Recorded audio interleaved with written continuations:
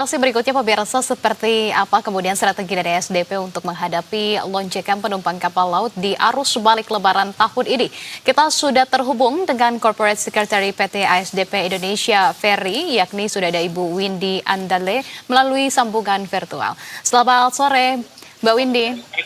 Selamat sore, Anissa dan Rama. Mbak Windy, ini bagaimana? Kami ingin mengetahui sebetulnya kesiapan dari SDP untuk kemudian menghadapi lonjakan arus balik Lebaran di tahun ini di pelabuhan utama. Apakah ada strategi tertentukah yang dilakukan? Mengingat mungkin ada juga evaluasi yang sudah didapatkan oleh pihak SDP pada saat arus mudik kemarin sehingga akan diberlakukan pada saat nanti arus balik.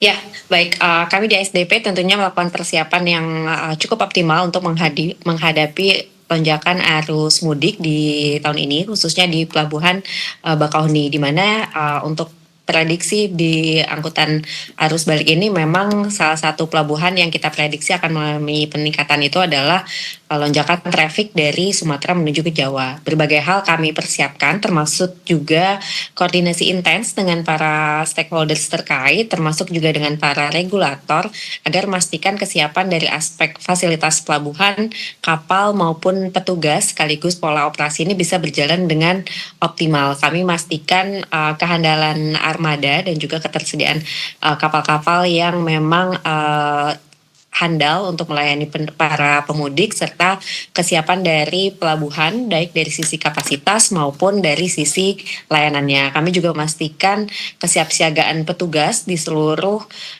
pelabuhan dan juga pelabuhan perbantuan, termasuk juga beberapa rest area yang kami gunakan sebagai buffer zone untuk mengoptimalkan pola operasi angkutan arus balik ini.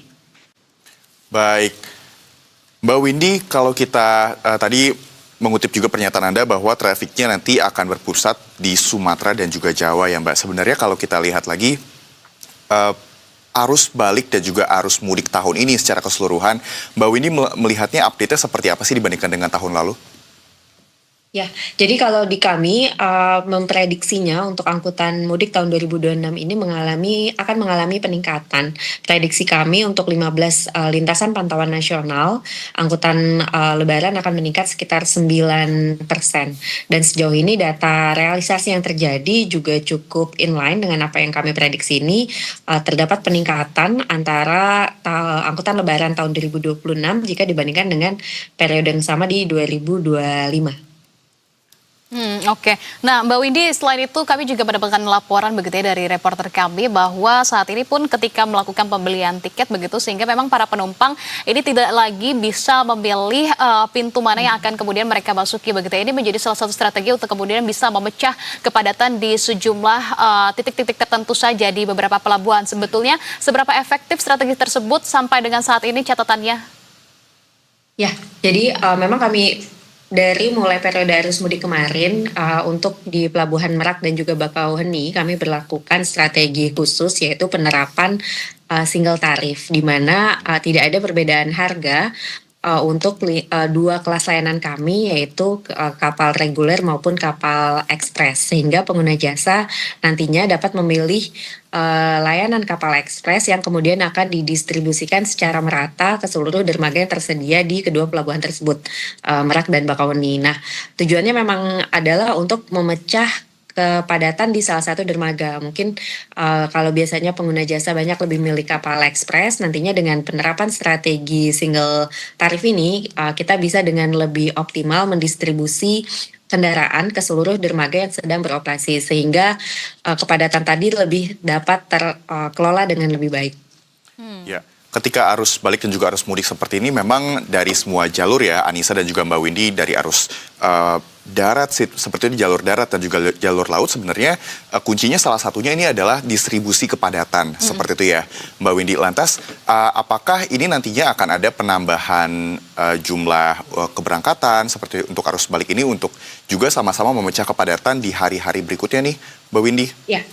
Betul, jadi khususnya di Jawa dan Sumatera maupun Jawa Bali kami siapkan sebetulnya berbagai beragam ya skenario yang mungkin terjadi sesuai dengan kepadatan kendaraan yang nantinya akan tiba di pelabuhan. Kami punya skenario normal, padat dan juga sangat padat, dan nantinya ini dampaknya adalah ke pola operasi, termasuk juga dengan penambahan jumlah kapal yang digunakan yang beroperasi setiap harinya maupun juga dengan penerapan pola TBB atau tiba bongkar berangkat, sehingga dalam kondisi sangat padat dan jika kita berlakukan TBB tadi seperti yang tadi malam kita berlakukan di Bakahuni tentunya akan menambah jumlah trip gitu. Jadi nantinya kapal yang berangkat dari Pelabuhan Bakahuni kemudian dia akan bongkar muatannya di Pelabuhan Merak, Oke. tapi kemudian dia akan langsung kembali ke Bakahuni untuk mempercepat kedatangan, sehingga nantinya untuk mempercepat juga antrian yang bisa berangkat seperti itu. Oke, baik. Tentunya kita harapkan begitu ya bahwa arus balik kali ini juga akan berjalan lancar dan juga para penumpang selamat begitu karena sudah banyak sekali strategi yang kemudian disiapkan. Semoga juga kepadatan tidak terjadi begitu ekstrim. Terima kasih kalau begitu atas informasi dan juga update yang sudah disampaikan Mbak Windy atas waktunya di Berita Satu Sore bersama dengan kami. Selamat kembali melanjutkan aktivitasnya. Ya, terima kasih. Ya, masih terkait dengan arus balik, ini pemirsa.